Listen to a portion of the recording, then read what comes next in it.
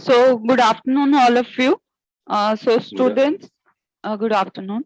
Okay, today we'll be covering three particular topics. One is sales quota, another one is sales territories, and then we'll do sales budget. Sales budget we have already done, means advertising budget. It's quite similar to that only. So we'll just means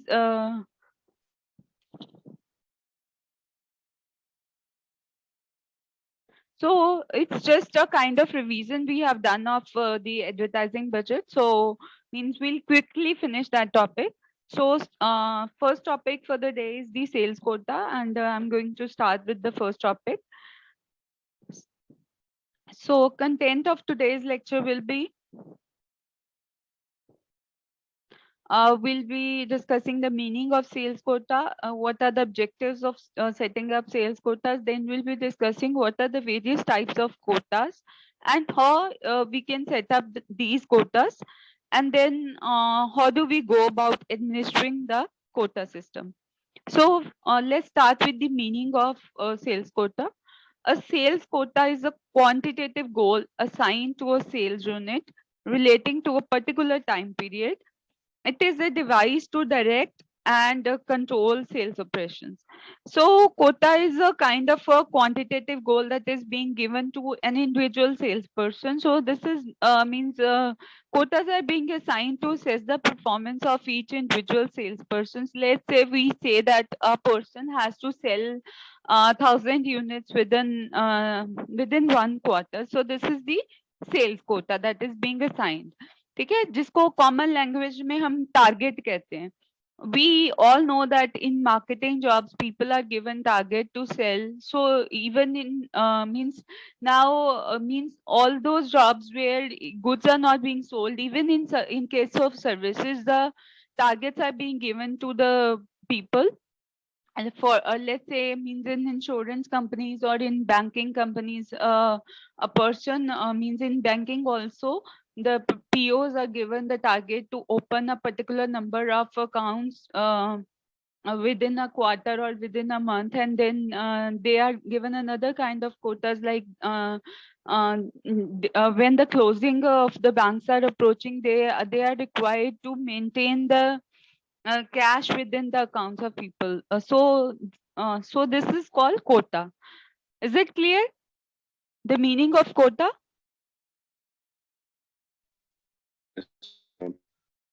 Okay. One thing to be noted here is that it is a quantitative goal, and another thing is that it is with a time limit. So quota is given for a particular time period. It has a time limit. उसके बिना जो है हम sales quota sign नहीं करते. So next is the objectives of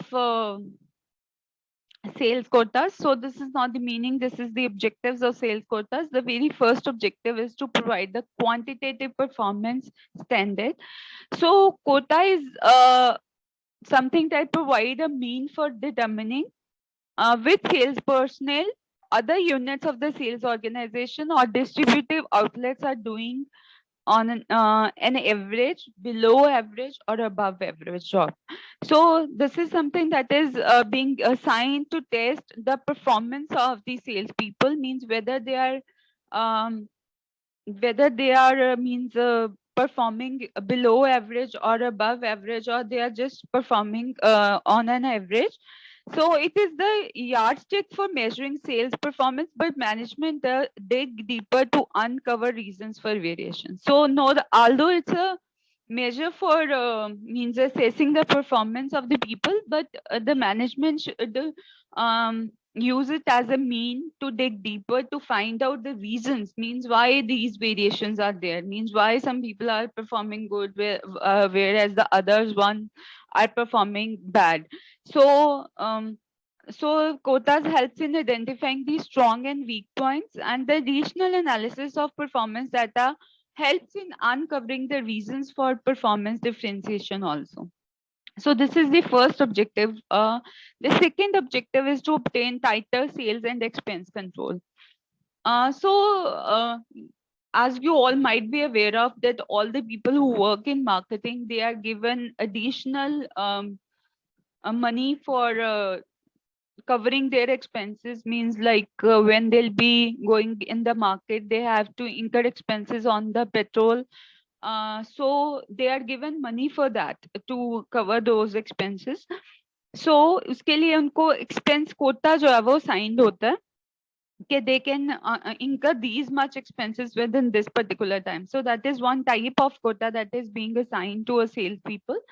So quotas are designed to keep selling expenses within limits.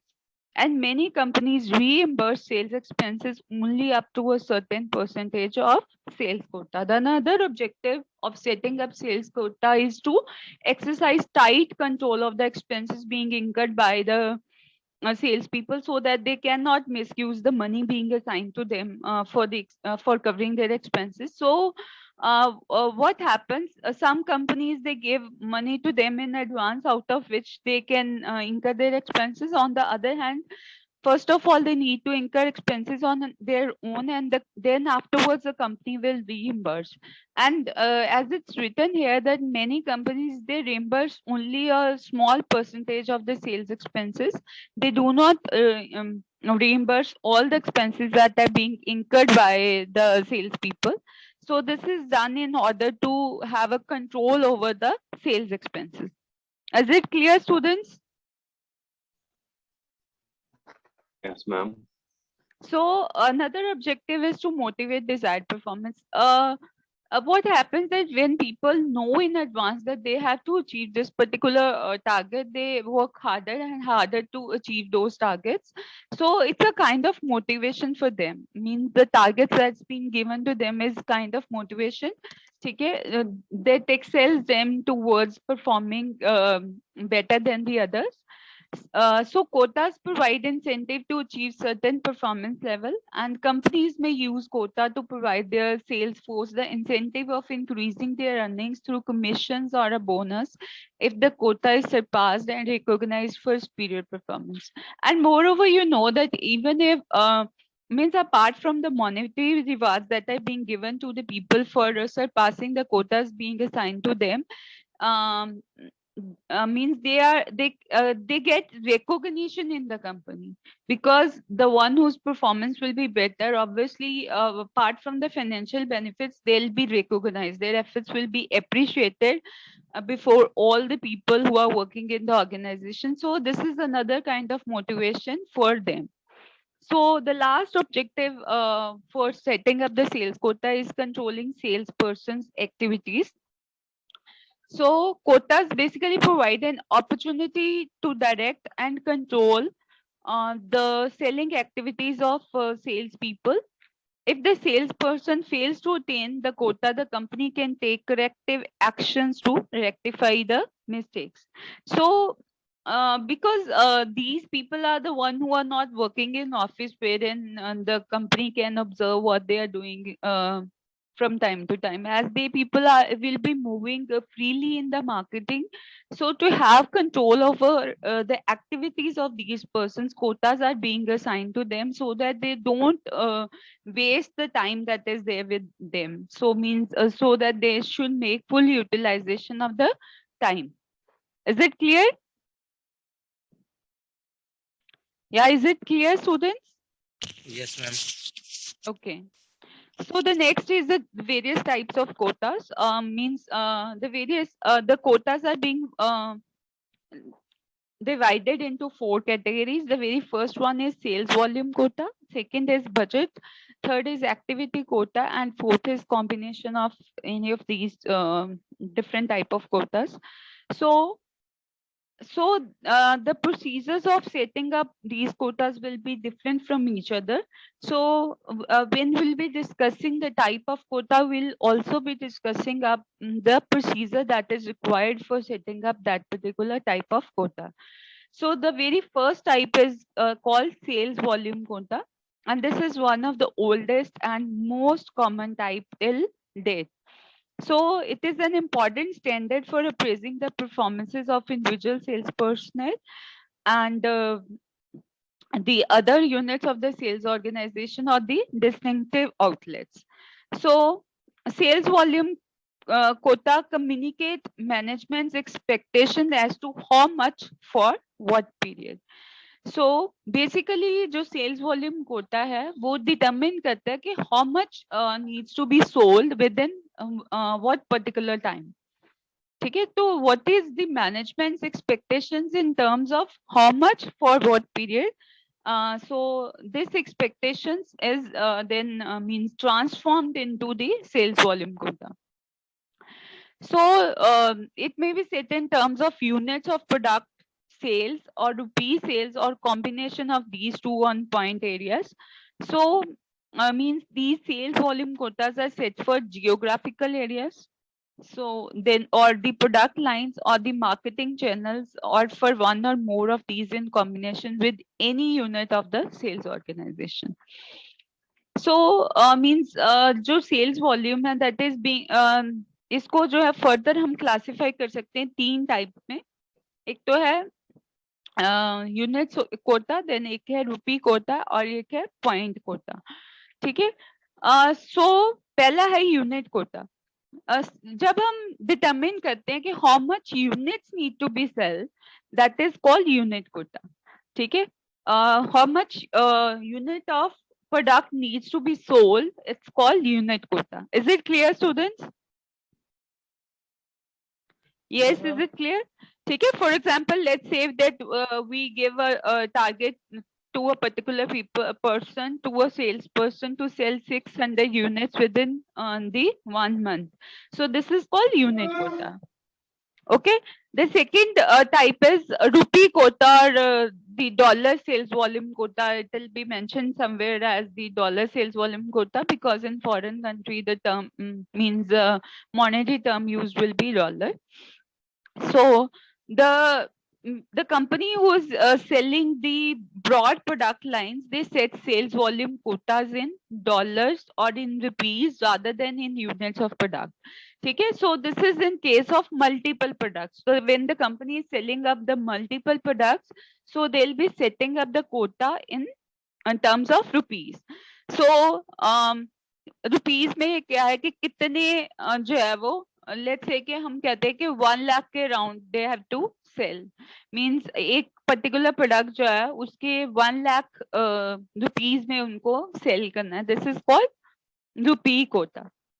And the last is the point quota. So many companies they use sales volume quotas expressed in points. So a company that uses point volume quota, they might consider each 100 sales as worth 1 point. आपको ये जितनी भी networking company आपने अगर कभी आपने जो है एमवे से प्रोडक्ट बाय किया है या एवॉन से कभी भी आपने बाय किया हो तो आपको वहां पे जो उनका कैटलॉग होता है उस पर लिखा होता है कि the sale of this particular product will be equal to these many points. देखा है कभी आपने? Have you ever noticed? So point is basically that means जहाँ आप कभी भी जैसे कुछ चीज बाय करते हो, ये जो स्टोर्स होते हैं पैंटालून्स, जहाँ कहीं से भी आपको एक लॉयल्टी कार्ड मिलता है और उस लॉयल्टी कार्ड में आपको पॉइंट्स मिलते हैं कि अगर आप इतने जो है वो परचेजेस किए आपने तो that is equivalent to these many points that you can reimburse later on and means that 100 points let's say is equal to 1 rupee. So तो उसको आप नेक्स्ट टाइम जो है वो रीइंबर्स कर सकते हो. This is called point quota. Have I made it clear?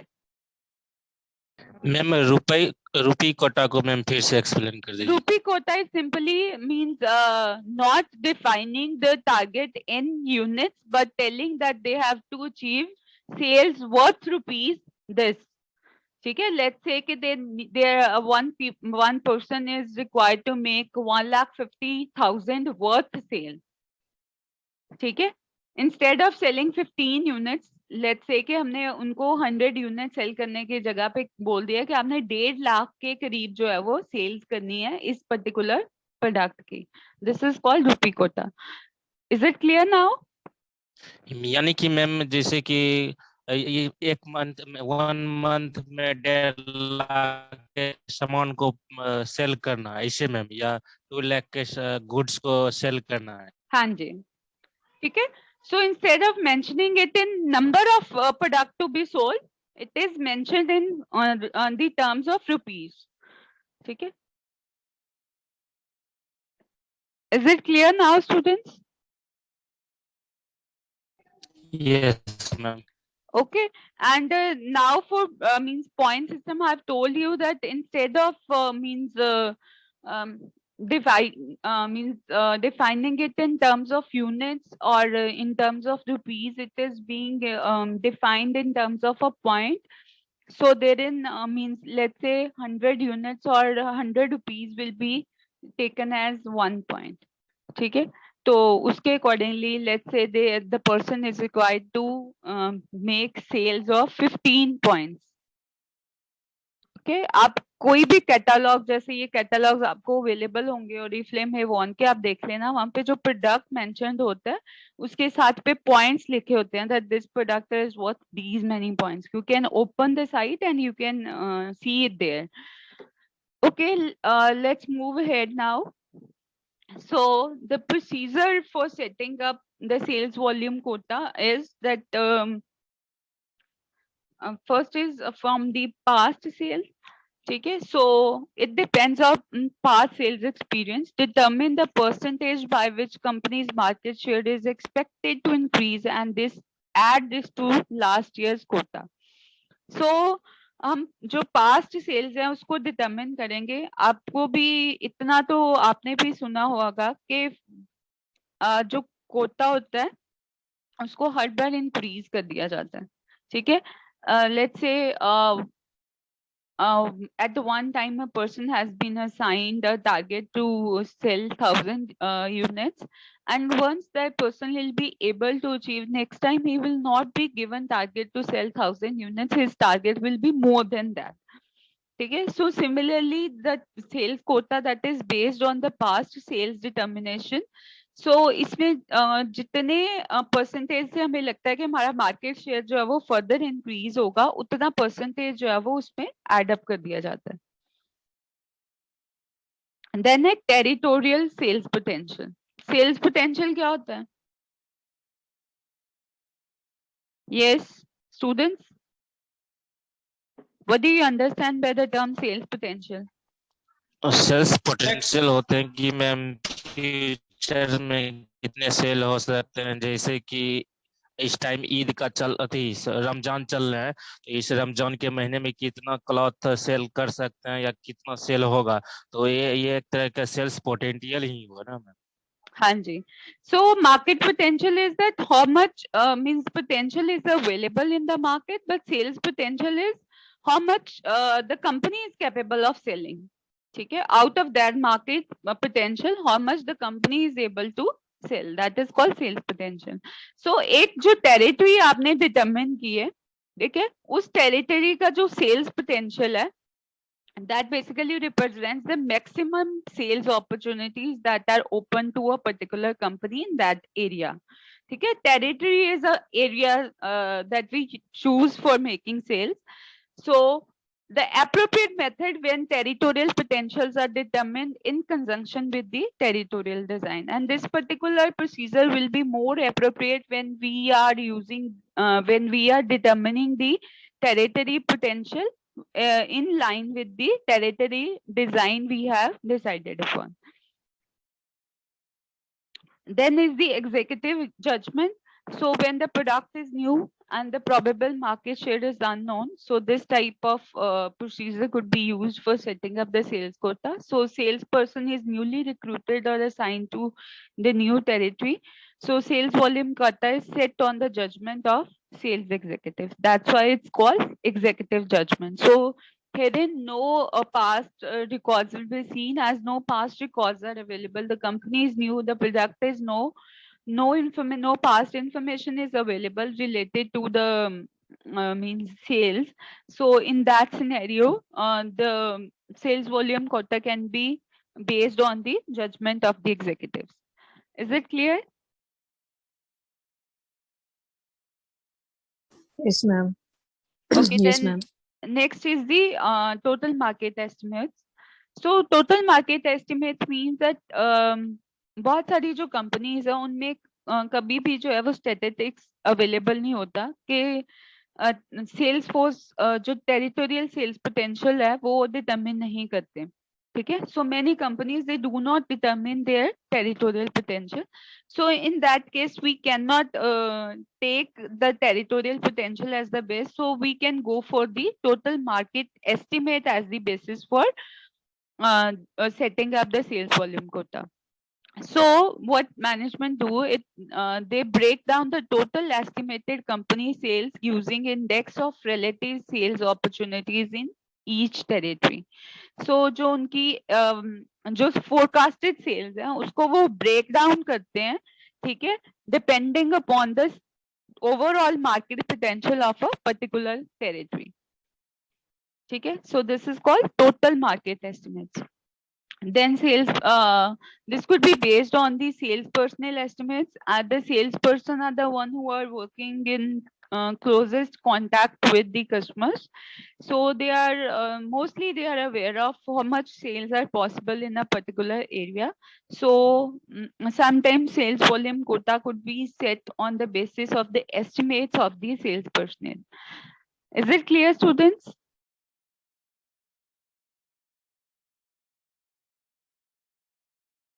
Yes, ma'am. Then the second type of quota is called the budget quota. So budget quota is set to control the sales expenses incurred as well as to attain desired net profit. Intention here is to make it clear to the sales personnel that their jobs consist of something more than obtaining sales volume, and the company is business is to make profit.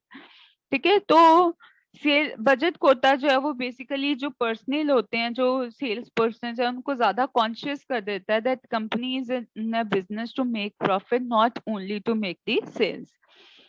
ठीक है. So one of the type of budget quota is expense quota. ठीक है. So expense quota to keep the selling cost within reasonable limits, company may set quota for expenses linked to different level of sales attained by their sales force. Very strict conformity to expense quota norms results in demotivation of salesperson.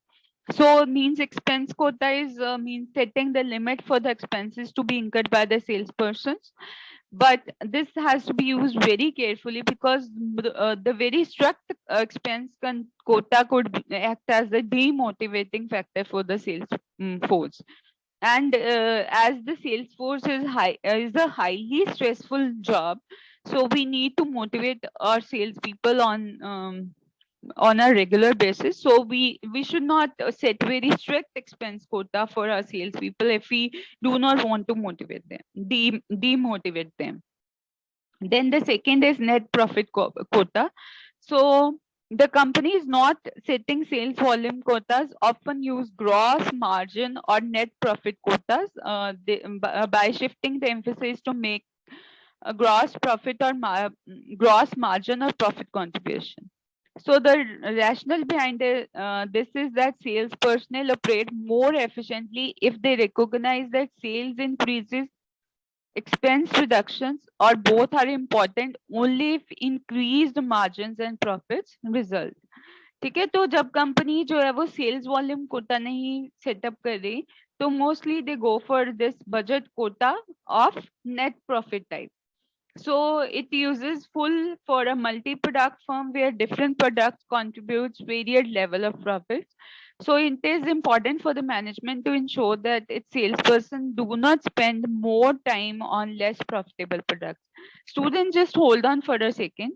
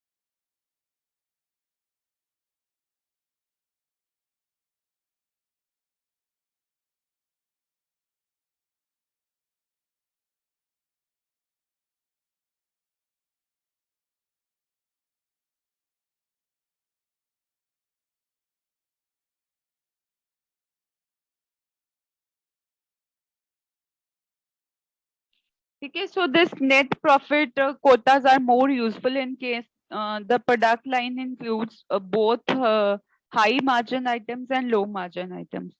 So इस situation में हमें जो है वो दोनों का अगर equal margin उनका equal volume increase होता है तो जिन product में हमारा margin ज़्यादा है they'll give us more net profit as compared to the one having the low margin. So that's why we set up this net profit quota. Is it clear, students? Yes, ma'am. Next is the activity quota. This is the third type of quotas that we set up. So it is set for total sales calls, number of new accounts, product demonstrations, placement or erection of displays, making collections, etc., or a balance quota. So activity quotas are specifically set up to take the account of the various activities that are being performed by the salesperson. So this the activity could be the total sales calls. So we can give the means all the people. Let's say the one who is working in the customer care, they are given a quota to make let's say 100 calls per day or 200 calls per day. So then it could be based on how many new accounts are being opened by the people, by the salesperson, or how many new customers have been have joined the company recently. So the various type of activities could be counted with the help of activity quota. And then the last type is combination. So combination quotas control the performance of both selling and non-selling activities. As you could make out of the various types, we have discussed that some quotas are directly related to the selling activities only. The other is related to the non-selling activities. Like this activity quota is specifically for non-selling activities of the salespeople. Expense, the budget quota, wherein we set up expense quota or the net profit quota, and the sales volume quotas, they are directly related to the sales activities. So if we combine if we want to combine the activity quota, selling activity quotas with the non-selling activity quotas, then we are required to use a combination of the various types. So यहाँ पे हम कोई भी combination जो है वो बना सकते हैं. Is it clear? Yes, ma'am. So last one is administering the quota system.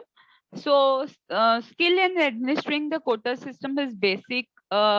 It not only realizes the full benefit for control purposes, but to secure the staff cooperation in making the system work.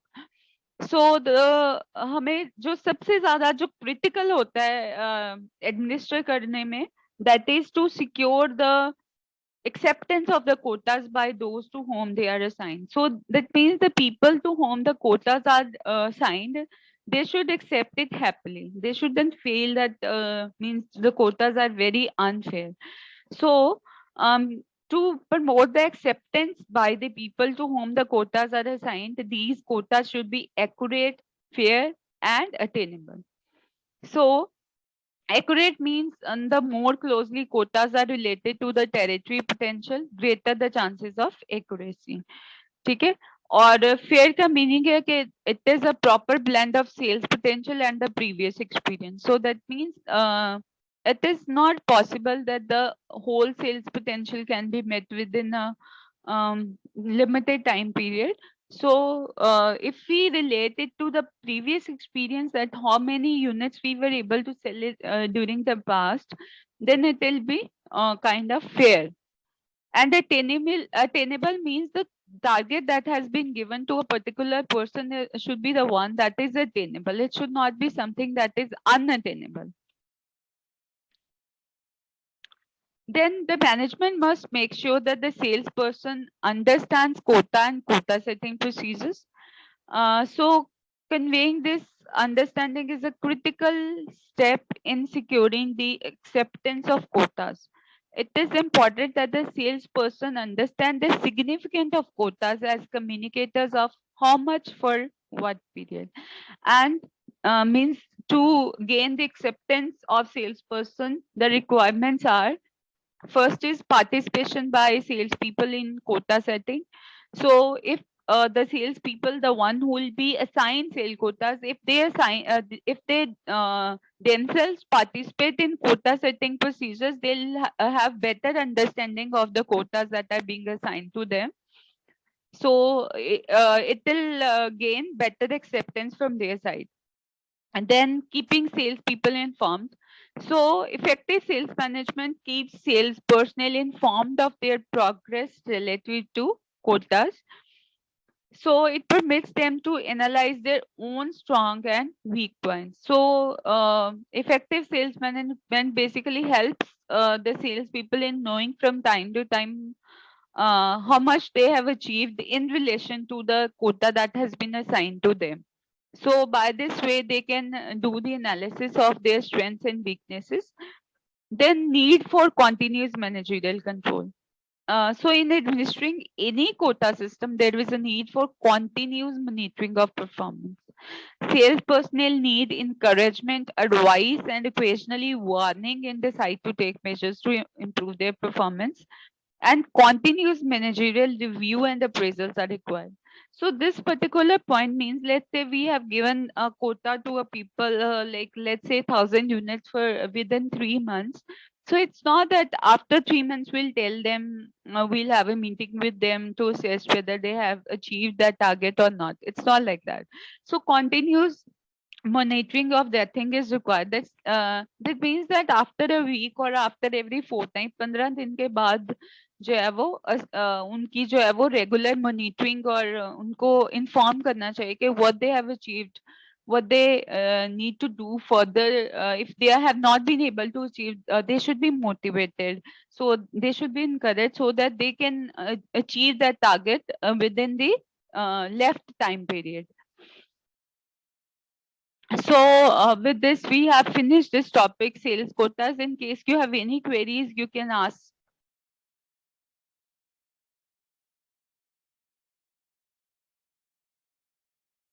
Yes, students, in case you have any queries, you can ask here.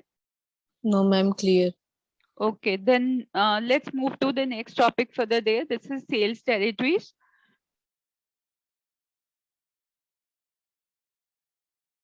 So the contents of this particular lecture will include the explanation of the concept of sales territories.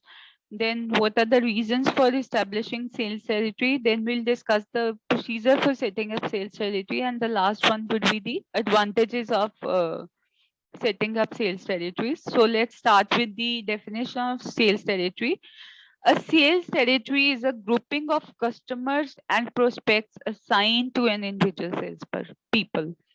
ठीक है, किसी भी एक person है, ठीक है, एक sales people है, उसको एक एरिया असाइन किया जाता है, एक जियोग्राफिकल एरिया. लेट्स से कि किसी सेल्स पर्सन को पूरा अमृतसर डिस्ट्रिक्ट जो है उसका जो है वो अर्बन एरिया जो है वो उसको दे दिया गया. ठीक है, so Amritsar district ka urban area has been assigned to a particular salesperson. This is called a sales territory. Irrespective of geographical designation, sales territory is grouping of customers and prospects that can be called upon conveniently and economically by an individual salesperson. So means it's not like that means एक geographical division है, एक area है जो हम उसको दे जाते हैं. ठीक है, ये बेसिकली ये बेस्ड होता है कि कितने नंबर ऑफ कस्टमर्स को जो है एक individual cells person conveniently handle कर सकता है. लेट्स से अगर एक कंपनी जो है वो डिस्ट्रीब्यूटर्स है, लेट्स से कि जो बिजनेस कस्टमर्स हैं दे आर वेरी स्मॉल, तो उसमें हो सकता है कि पूरे पंजाब की जो है डिस्ट्रीब्यूटर्स को डील करने के लिए एक ही सेल्स पर्सन हो. ठीक है, but if the company is into retailing field, so it will not be possible for a single salesperson to have contact with each and every retail customer in Punjab. So that means we need more number of salespeople to attend the retail customers within the area of Punjab. So it is based on the estimation of how much customers an individual salesperson can handle. For instance, when sales personnel sell mainly to personal acquaintances, as in selling insurance or investment securities, little logical basis exists for dividing the market geographically. So then there is another term that is called house account. So a house account is an account not assigned to an individual salesperson, but that is the one that is handled by executives or the home office personnel. So generally house accounts are responsible for significant shares of the company's business. Okay, so this is another kind of concept that is related to the sales territories, that is different from the sales territories. Now coming next is the reasons for establishing or revising sales territories. So sales territories are once set up, and then they may be subsequently revised as market conditions change, to have the planning and control of the sales operations. So there are these 5 reasons basically, और उसके अलावा जो है जो important है जिसके लिए हम जो है सेल्स टेरिटरी सेटअप करते हैं, ठीक है. सो here we have mentioned 7 reasons. Out of this, 5 are quite important, and let's discuss this one by one. The very first reason is to provide proper market coverage. So what happens that sometimes a company lose its business to competitors because it does not have proper market coverage. So the sales management, this will happen when sales management has not matched the selling efforts with the sales opportunities effectively, or on the other hand, the competitors, they have better matched their sales efforts with the sales opportunities available in the market. So to overcome these kind of the problem, the companies may establish sales territories, और अगर company के पास already sales territories नहीं है, but in case they have already set up the sales territories, they can go about revising the sales territories to have the proper market coverage, so that their competitors cannot gain an advantage over them. Is it clear, students? Yes, ma'am.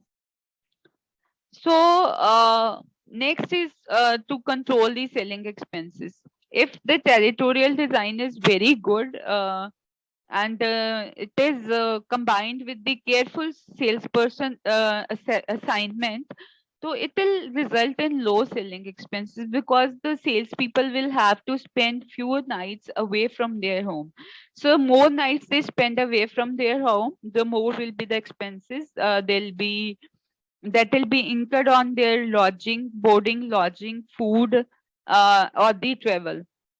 So if we have carefully assigned the salespeople to the very well-designed territories, so in a way it will help in reducing the sales expenses. Is it clear, students?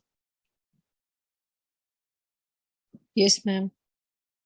Next is to assist in evaluating sales force personnel.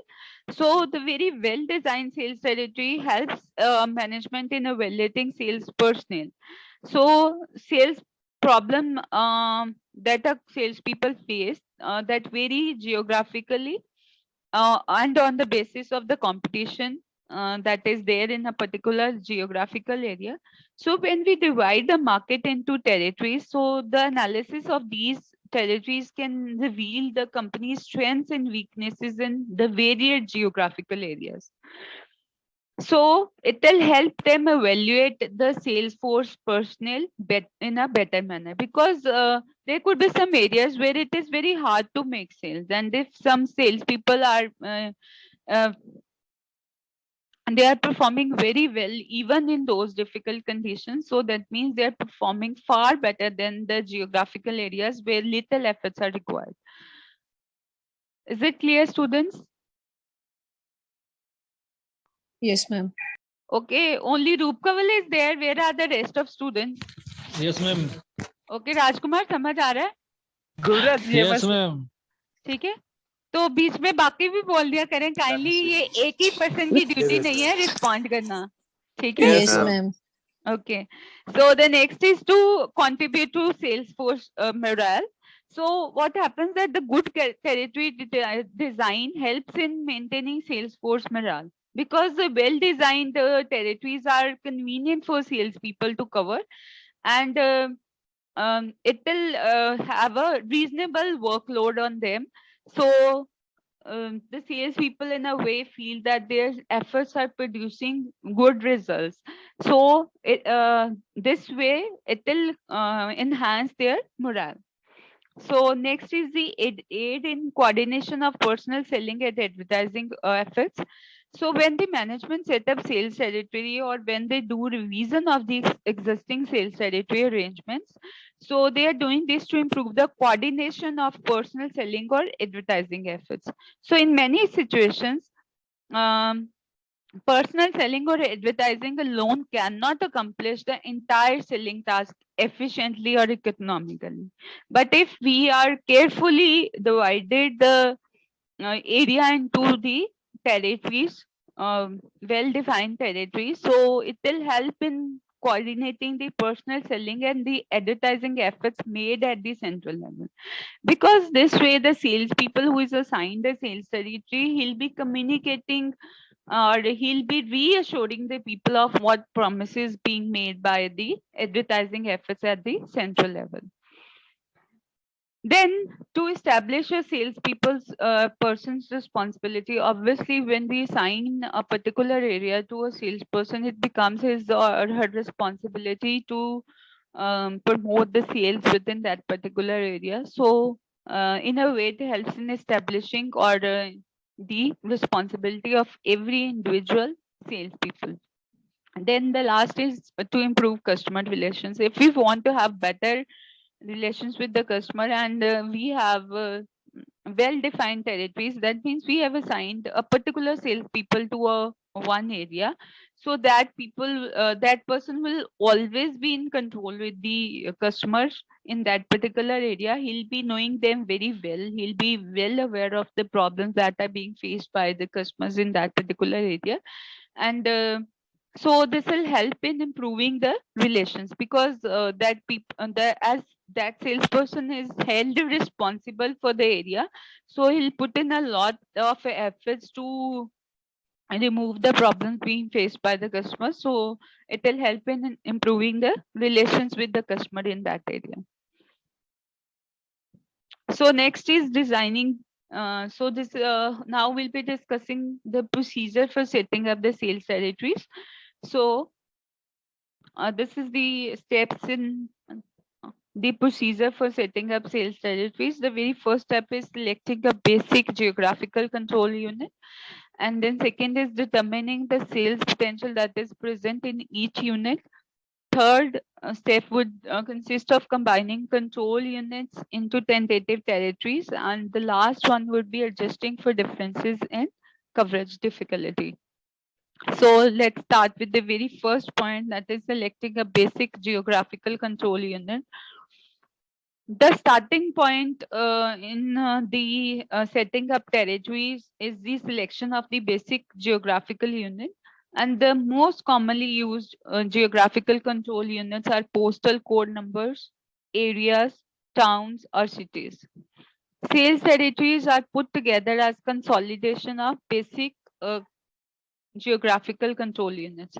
सो आपको पता है कि naturally जो है geographical units are being divided into the cities, then states, then countries भी have. ठीक है, तो इन्हीं बेसिक जियोग्राफिकल यूनिट्स को हम एक बेस यूनिट की तरह जो है वो यूज कर सकते हैं. ठीक है, second step is determining sales potential present in each unit. So sales potential is basically the maximum possible sales opportunities open to a specific company. So just mind it. So when we talk about market potential, that is the maximum possible sales opportunities available to all the companies within a particular area. But when we say sales potential, this is the maximum possible sales opportunities open to a specific company selling a good or service during a stated future period to particular market segment. So the company, after establishing the basic geographical control unit, they are required to identify the present and prospective buyers precisely in a unit and ascertain the unit's total market potential that the company has an opportunity to obtain. That is the sales potential for a particular area.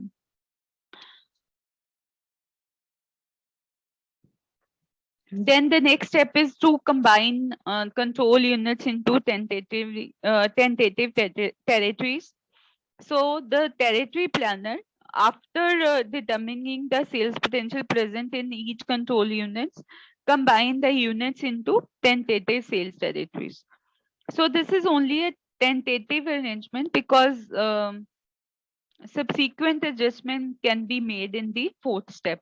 वहां पे जब हमने करना ही adjustment है तो वहां पे adjustment जो है वो हो सकती है. So this is a kind of tentative territory arrangement. So at this particular stage, the planner assumes that no significant differences in the physical or other characteristics of individual control units exist, because the adjustment for the individual differences in the different control units can be made later on in the fourth step. So contiguous control units are combined into tentative territories having approximately same sales potential. So here the planner basically decides the number of territories possible. So, and after determining the number of sales territories, planner can decide the shape of the territories.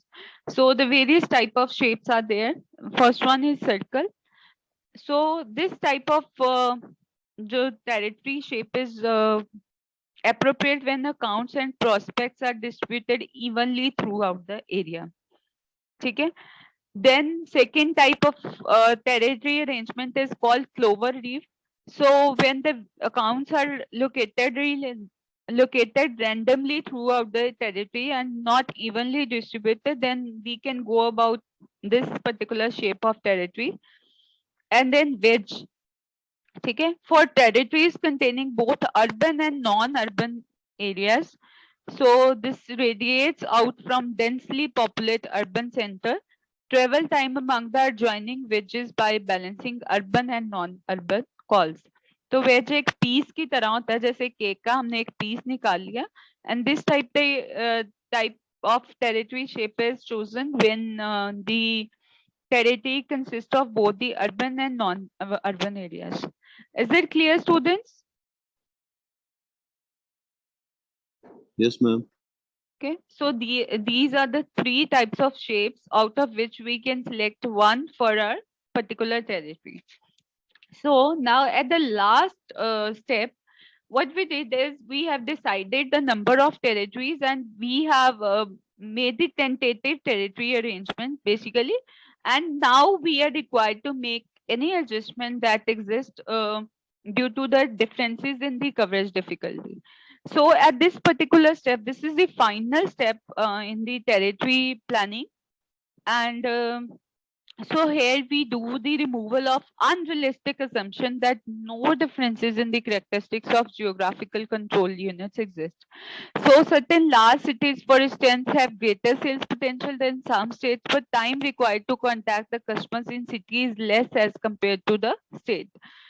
So the optimum arrangement is reached when incremental sales per dollar of selling expenditures are equated among all territories.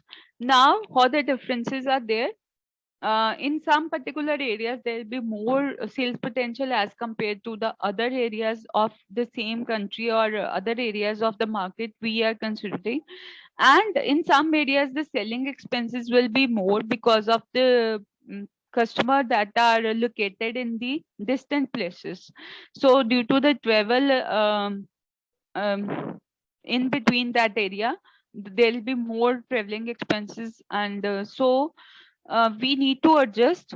We need to adjust by equating the selling expenditures and the sales per order in all the territories. So differences in coverage difficulty represent differences in workloads. So when final adjustments for coverage difficulties are made, Sales territories have varying sales potentials and different sized workloads, but none exceeds the maximum desirable workload depending upon the capacity of the salesperson. So after making the adjustment, the final sales potential or just final workload that will be assigned to a particular salesperson, that will vary. It's not like that we'll assign the same workload to each salesperson, because now we have understood that there are differences in the various territories due to the various factors, and we'll make adjustment for that. Now what happens that whatever workload we are assigning to a salesperson, that is dependent upon the capacity of a particular salesperson. We'll never allocate something that is far beyond the capacity of an individual salesperson. So these are the factors that influences the modification of a territory. So the mergers, market consolidation or split in division, sales force turnover, customer relocations, and product life cycle changes, and the product line change. If any of this is happening, so means if a recent merger has taken place, or if the market has been consolidated, if the division has been split up, and the salespeople have left the company and newer salespeople have joined in, or the customers have relocated to the other areas, or any change in the life cycle has happened, or the company is making any changes into the product line.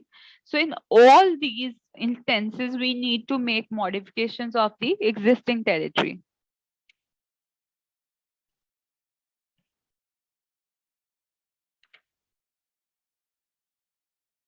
So now means after setting up the sales territory, now we need to decide the assignment of salespeople to the territories. So up to this point in territory planning, an implicit assumption has been that all salespersons are average, that is, they are all interchangeable, each capable of producing same results at similar cost regardless of territorial assignments. This assumption is unrealistic, because salespersons vary in their ability, in their initiative and effectiveness, and also in the desirable workload. One salesperson might be outstanding in one territory, but he may prove to be a failure in another. So performance, moreover, is conditioned by the customer characteristics, customs, and the ethnic influences in a particular area. So once we have assigned the salespeople to the sales territories, then we are required to do the routing and scheduling for the salesperson. So routing and scheduling plan basically aims to maintain the lines of communication, to optimize sales coverage, and to minimize the wasted time. So when management is informed at all times about the whereabouts of salespeople, it is easy to contact them, and it will give him the last minute instructions. So while deciding the route, detailed information is required on the numbers and location of customers, means of transportation and desired call frequency rates. Routing and scheduling plans reduce wasted time by sales personnel in backtracking and traveling, and gives a optimized sales coverage, which automatically builds up the size of average order, and it increases the efficiency and productivity of salespeople. So now you are required to tell me, what do you have understood by this routing and scheduling?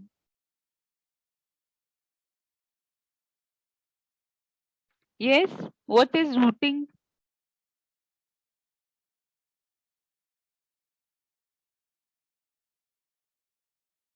Yes, students. What do you understand by routing? Yes, ma'am. Routing. Routing routing and scheduling plan जो होते हैं वो time को reduce करते हैं, waste नहीं होने देते हैं। और पर्सनल जो होते हैं उसके सेल्स पर्सनल सेलिंग को मोटिवेट करते हैं और सेल्स को नहीं कवरेज। सच्चिदानंद, वो तो बेनिफिट्स हो गए ना। I am yes asking ma'am. कि आपको रूटिंग और स्केड्यूलिंग से क्या समझ आया? क्या होती है रूटिंग या स्केड्यूलिंग? जैसे कि रूटीन वो होते हैं कि हमें किस मंथ में कितने सेल करने हैं या No, फिर that is quota. That is quota. Don't mix these both terms. How much sales are to be made is called sales quota, not sales territory.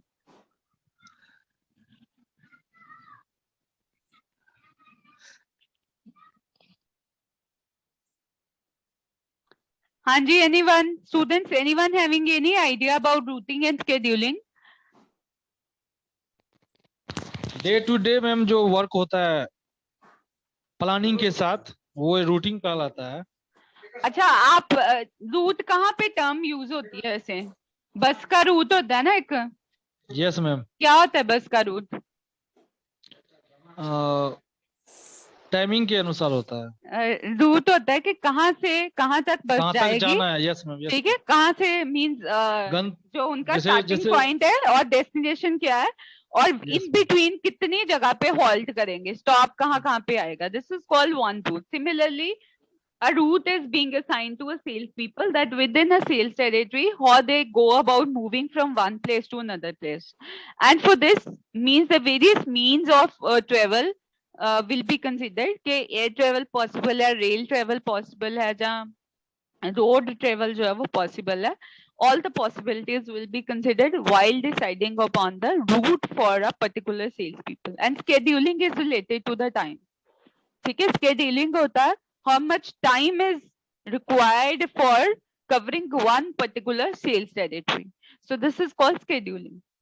ठीक है, for example, let's say a person has been assigned a particular area, तो उसमें से जैसे एक area को cover करने के लिए हम कहते हैं उसको एक दिन लगेगा, दूसरे एरिया को कवर करने के लिए उसको 4 घंटे लग सकते हैं. So this is called scheduling. Is it clear now? Both the terms, routing and scheduling. Is it clear with everyone? Yes ma'am. Okay.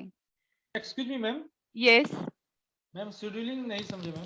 Scheduling बच्चे टाइम होता है, जैसे बस 9 बजे स्टार्ट होगी, ठीक है, 9:15 पे जंडियाला पहुंच जाएगी, ठीक है. Yes ma'am. This is called scheduling. मतलब नॉर्मल सी टर्म्स में. तो when we ma'am excuse assign, me ma'am. yes yes ma'am जैसे कोई शेड्यूल के हिसाब से कोई वर्क करता है, yes, जैसे 6 to 6 एक उसका एक टाइमिंग है, हाँ जी. और उस वही हुआ मैम शेड्यूलिंग। एक हाँ शेड्यूल हाँ वही होता है, बिकॉज नॉर्मली जो वर्किंग आवर्स होते हैं from 9 to 5, but when we are talking about this, sales people they'll be moving in the market, so let's say they won't be in the market for whole month. So Yes, आपने कभी सुना होगा that for 10 to 15 days they'll be sitting in their office, and after 15 days they'll go about touring in the territory being assigned to them. और उस 15 दिन में, ठीक है, जो 15 दिन में उन्होंने टूर करना है अपनी जो सेल्स टेरिटरी का, उसमें कितने टाइम उनको किस पर्टिकुलर एरिया में लगेगा, कितना टाइम किस जो है, और उन्होंने किस तरह से मूव करना है, कहाँ से कहाँ जाना है, कहाँ से कहाँ जाना है. This is called routing. और कितना टाइम लगेगा, that is called scheduling. Thank you ma'am. ठीक है. So in assigning sales personnel to territories, management seeks the most profitable alignment of selling efforts with sales opportunities, and management should assign each salesperson to the particular territory where his or her relative contribution to the profit is the highest. So that means we need to consider that there exist individual differences between the ability of every salespeople, and we should assign a particular territory to salespeople where they can perform better. So where means the where they can contribute the maximum profit to the company. So by doing routing and scheduling, we can reduce the time wastage, because we'll allocate a specific time for performing for covering a particular route. So this way, the efforts of the salespeople will not be wasted. So last in this sales territory is the various advantages that are there for due to the designing of the sales territory. The very first one is that it ensures better market coverage.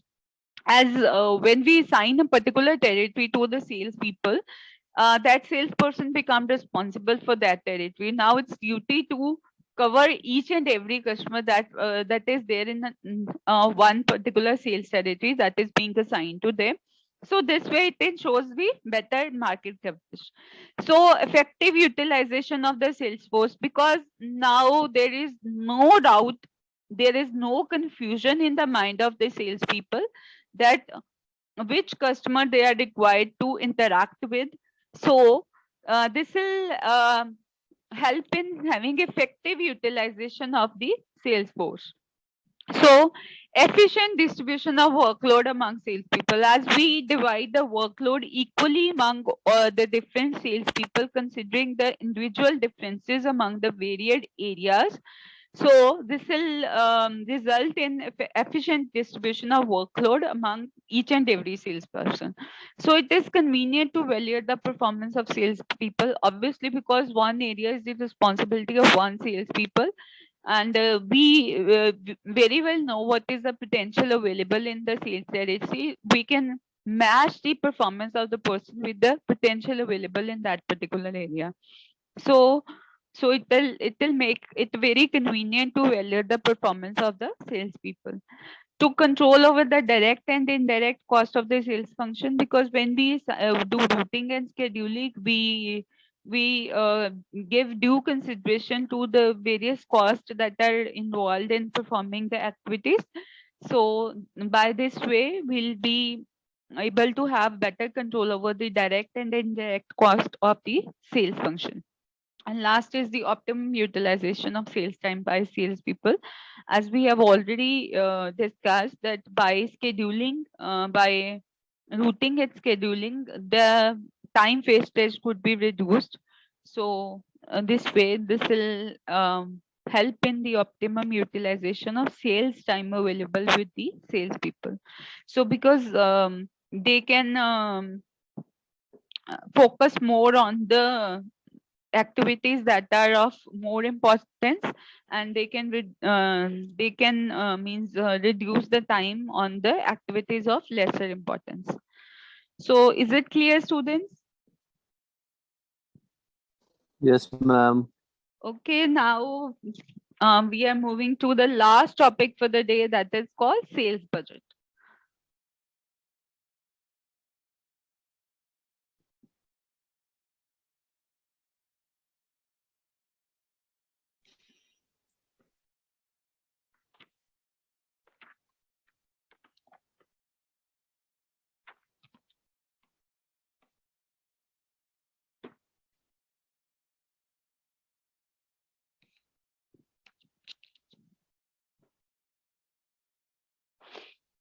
So we'll be in this particular topic, we'll be discussing what is the purpose of setting up the sales budget.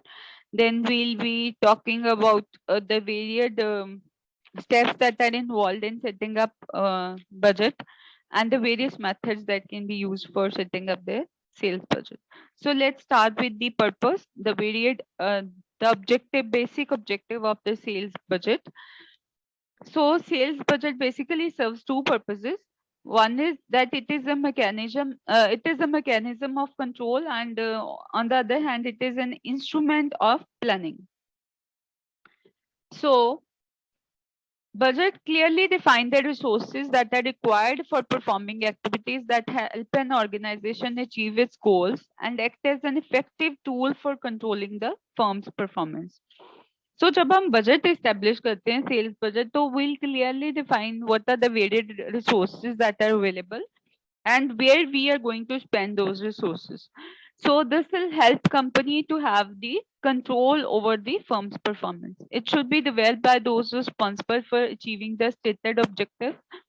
So the budget should be the budget should be set up or developed by those people who are responsible for achieving the objective that are being stated in the firm. And generally, a firm budgeting process depends upon the revenues it has been getting. So जो firm का budgeting process है वो basically depend करता है कि firm के पास कितना revenue जो है वो generate हो रहा है. So it is a mechanism of control because controlling and planning are interlinked and one is useless without the other. So budgeting itself is a controlling process and it emphasizes on controlling the deviations. Means what we have decided and what actually is there to find out the deviations. So then we have this mechanism called budget. So it is an instrument of planning. It is the process of determining a future course of action for helping employees trend a path. Because we are deciding a budget is set up in advance of before performing any activity. We are making a forecast of how much revenues we'll be able to generate, and we are means making an estimate of expenses that will be incurred later on in the future. So that's why we can say that it is an instrument of planning. Forecasting sales, scheduling the production process, and budgeting the expenditure for the organization are part of planning. And it should be diligently followed by all.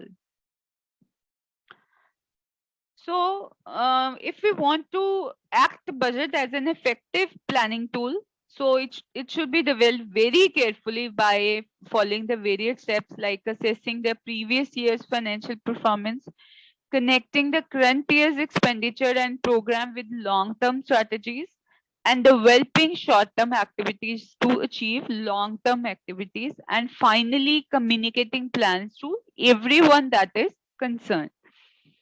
The next step is to identify the best way to achieve these goals and to assess the expenditure that will be incurred. So next is benefits of budgeting. So the very first benefits of budgeting is that it will improve the planning. So budgeting helps enhances the quality of planning because it describes the actions to be taken in quantitative terms. So although budgeting process can only guide the firm to follow path that will lead to profits, it definitely helps improve planning. So budgeting process because इसमें quantitative terms में described होता है, so इससे जो है वो जो भी planning है वो ज़्यादा better हो सकती है because हम उसको easily control कर सकते हैं. Better communication and coordination, as budgeting gives the future course of action in quantitative terms for functions like sales, production, personnel, etc. It forms the basis for coordination within the organization. So because budget is something for budget, the estimates are to be made, and for making estimates we need the help of people in working in the varied areas. Like to set up the overall budget of a company, we need to set up the budget for sales as well as for advertising as well for production, and so it acts as a mean to have to generate better communication and coordination within the organization. Control and performance evaluation, as the budget is set up in advance and later on we can measure the actual performance and we can cross verify with the budgeted amount, and we can find out the deviations, and then by if there are any deviations we can go about finding out the reasons for those deviations. So this is something that helps in control and the evaluating the performance of the company. Then there are some psychological benefits also, as budget instills a sense of profit consciousness in employees. Budgetary control remains in the minds of sales personnel and encourage them to achieve the sales target with the least possible expenses. When the budget is set up in advance and it is communicated to everyone who's concerned, so by this way the salesperson they develop a sense of profit consciousness. So they very well know that they are required to control their expenses and they are required to achieve the sales target that has been assigned to them to generate more revenue for the organization. So there are various types of budget, but specifically we are concerned with the sales budget. So sales budget is a detailed plan showing the expected sales for a future period, and it is developed based on expected revenues from the sales. ठीक है, तो sales budget जो है वो basically एक estimate है जिससे हम डिटरमिन कर सकते हैं कि फ्यूचर में कितनी सेल्स जो है वो जनरेट होंगी और कितने revenues out of sales we can have. It is the first part of master budget and forms a budget for the basis of other operational objectives like finance and production budget. तो पहला जो है budget की type है वो sales budget होती है, और जो बाकी टाइप के बजट है, जो फाइनेंस बजट है, जो प्रोडक्शन बजट है, that is based on the sales budget itself. ठीक है. So another budget that we can set up in relation to the sales only is the selling expense budget. So it is a plan that gives expenses that would be incurred by the sales department to achieve the planned sales. So selling expense budget is basically formed in order to have the idea of how much selling expenses are required to be made. And the expenses include the salaries or commissions that will be paid to the salespersons and their traveling and entertainment expenses. Then we can have the administrative budget and profit budget. So it comprises of the budget allocation for general administrative expenses such as rent of the building, electricity expenses, office furniture, stationery, and other costs that are incurred by the sales department. And in the profit budget, the gross profits are calculated by deducting the sales expenses from the revenues generated by the sales department. So there are various methods of budgeting जो हमने पहले भी पढ़े हुए हैं. Affordability method हो सकता है जिसमें whatever the company is able to afford, ठीक है, that amount is set up as a sales budget. Then percentage of sales is that first of all the sales for the future are estimated, and then let's say 5% of that particular that sales is set up as the budget for sales. Competitive parity method is based on the amount set up as a budget by the competitors. जितना let's say कि उन्होंने 1 lakh sales budget जो है वो setup किया है, without considering our objectives we set up our budget to be equal to whatever is being set up by our competitors. So our budget in that scenario will be 1 lakh only because it is set up by the competitors. Then the most practical approach for setting up the sales budget is objective and task method. Herein, first of all, we state the objectives that we want to achieve through the sales efforts, and then we classify those objectives into the various tasks that are required to be performed for achieving those objectives. And then we estimate the cost of each and every activity. And the sum of all the cost of all the tasks that are required to be performed forms the sales budget. And the last one is return oriented. Return oriented means that herein the sales expenses are viewed as an investment, not as the expenditure. So I'll be moving quickly through the slides so that you can have an idea, because we have already discussed these methods when we discussed the advertising budget. So it's just the revision of what we have done earlier. So you can just go through the slide quickly.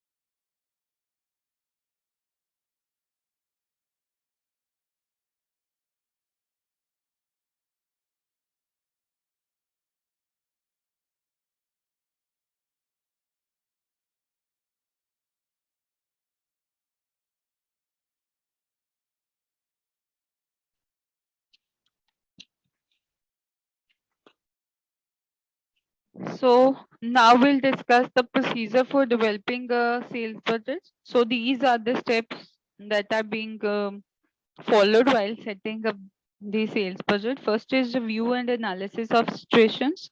Second is identifying specific market opportunities and problems. Then next step would be related to sales forecasting. Then next is communicating sales goal and objectives. And then preliminary allocation of resources. And then next is preparing the budget. And the last one is getting approval. So the very first step in sales budget is review and analysis of situations, and it involves collection of past data pertaining to the company's budgets for previous years and identifying any variations between planned and actual performances. So this helps in taking necessary precautions in developing the current budget. So let's say we'll take up the past 5 years data and we'll do the analysis of means what was planned and what was actually achieved in each of the budget to find out the variations that happened. And we could also consider what were the reasons for those variations, so that it will form a basis for setting up the new budget. Second is identifying specific market opportunities and problems. Opportunities and problems that confront the sales management can be assessed from the situational analysis. So we can do the environment analysis, wherein we'll be able to know what are the opportunities available in the outside environment and what are the like threats, let's say like means in during this pandemic situation nothing was clear to the organization. So in such situations, if beforehand for setting up the sales budget they have visualized that this situation could come, so accordingly they would have made adjustments for the sales for this particular period, because this period will count for low sales for all the goods. And then third step is sales forecasting. So forecasting is done product wise, client wise, or the territory wise. So that means we'll forecast how much sales are possible within the future. For means we can do it for a product, means for the individual product, for the customer, or for the territory. So it is done for both unit wise sales and rupee wise sales, so that deviation can be easily identified. So sales forecasting can be done in units or in rupees. Both ways we can do the estimation. So after sales forecasting, the next important step for sales manager is to communicate the goals and objectives to the sales department. So whatever objectives had been identified by the sales manager, it will be communicated to everyone in the sales department. And by encouraging them to participate in the development, a sales manager can obtain mutual agreement on them. Okay? And these objectives should be prioritized. So after communicating the objectives to each and everyone in the sales department, next step would be related to allocation of resources. So resource allocation starts from selecting salespeople, assigning tasks to them, giving them sufficient tools, and most important, enough financial resources to cover their expenses. So herein we'll be allocating the finance to each and every salesperson to cover the expenses that will be incurred by them. And for allocating this amount, we need to have preliminary knowledge of how much expenses can be made by them. So after doing the preliminary allocation of resources to the salespeople, next step is the sales budget. Now the sales budget is required to be prepared by striking a balance between the potential of the salesperson and the true nature of the marketing opportunities that are there. So the sales budget should always be flexible, because every business house or every organization, they operate in a kind of dynamic environment. So the approach should be flexible so that the required changes can be made at any point. Once the budget is prepared, the last step is to get the approval. So after preparing the budget, the sales manager will present it before the means top officials, and herein he'll be performing a selling function. So because he is required to sell the budget that was prepared by him, so that it is approved as it is by the top management. So once the budget is prepared, it may need modifications owing to the environmental changes. So with this, this is the end of the third topic as well. And now we'll be moving towards the poll for the day. And in case you have any queries, you can ask me. Otherwise, I'll conduct the poll and then I'll sign off for the day.